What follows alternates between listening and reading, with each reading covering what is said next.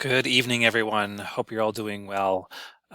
Sorry for the late posting of this video. Unfortunately, I was or have been in Florida for the weekend visiting my mother for her birthday. So I had a bit of a delay, but hope you all enjoy watching this week's video. We'll be talking about creativity in our class this week. So here we go.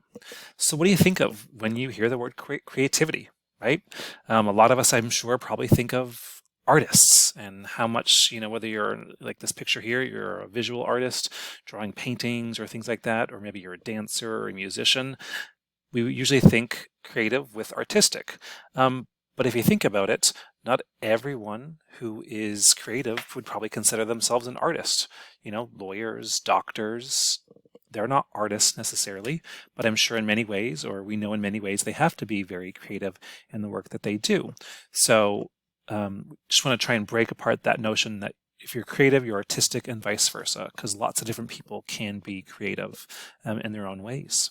So creativity is the ability to transcend traditional ways of thinking or acting and to develop new and original ideas, methods, or objects. So it's really about using our thought to say, okay, well, what do I currently know? Or what are the current ways of doing things? And how can I create new ways, new ideas in order to do those same things?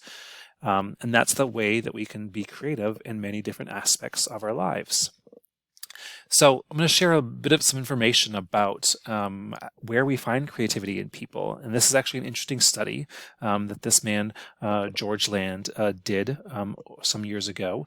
And he was trying to find out where are the best creative thinkers? Who are they? Where do they come from? So he and his fellow researcher and wife conducted a test of children to find out who was the most creative. And surprisingly, what they found out is that 5-year-olds, 98% of them are creative geniuses. And then as you get older, we kind of lose that creative energy and influence. It's kind of interesting, right? But if you think about it, when you're a kid, you're just developing, you're super creative, you want to try out new things, you don't know all the rules yet. And so you're really just more willing to open up and try things and see how they work. Whereas the older we get, we learn information, and so we think that information works, and so we're less likely to be creative if we're stuck in a problem and we want to try and find a new way to solve it, right? So it's interesting to think that we are the most creative when we're the youngest age, and we lose that creativity as we get older. But that doesn't mean that we can't develop creativity as we continue to get older, because we can. Just like we talked about last week when we were talking about neuroplasticity and how our brain has avenues down, and the more that we go down that path, it creates a pathway in our brain. Well, we can do that with creativity as well. If we try a new way to do something that's helping us with creativity, we can continue to develop that, focus on that, and like a skill, develop it so that we can be more creative. We can build our creative muscles, basically, as we continue to sort of think about the most effective ways that we want to be creative. So we're going to talk about this idea in class of creative confidence, okay? And it's about this ability to really think outside the box and think about the world around you. We can be creative in many different ways of our life. If we think creatively, we'll think innovatively. And if we think innovatively, we can use our confidence to come up with new ideas. So as I said, it's just like a muscle. We can develop this idea to be more creative as time goes on. But naturally, when we want to be creative, sometimes there are blocks in our way. And here are some of the blocks that people do talk about. Sometimes you believe you aren't creative, right? Or you make assumptions about something, and so you don't have the ability to think in that new way. Sometimes we follow the rules too strictly, so we don't think we can go outside the box and do something differently because those rules have to be met.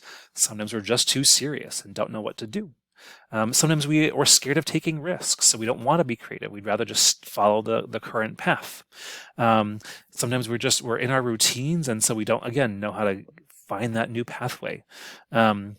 Sometimes we think there's only one solution, so I can't be creative. There's only one way to do it, right? And then sometimes we make judgments too quickly. Oh, that won't work. instead of just really saying, oh, well, that's an interesting idea, how maybe that will work and what we're trying to accomplish right now. So we have to try and make a way for these blocks to go away and allow our creativity brain to keep developing. Okay, so we'll talk more about that in class as usual. So just a reminder, before this coming week, you're going to finish your project 2 assignment for our project, and then watch or not watch, you've already watched the video, but complete the very short quiz for this video. So hope you all have a great rest of your week. I look forward to seeing you on Thursday. Take care.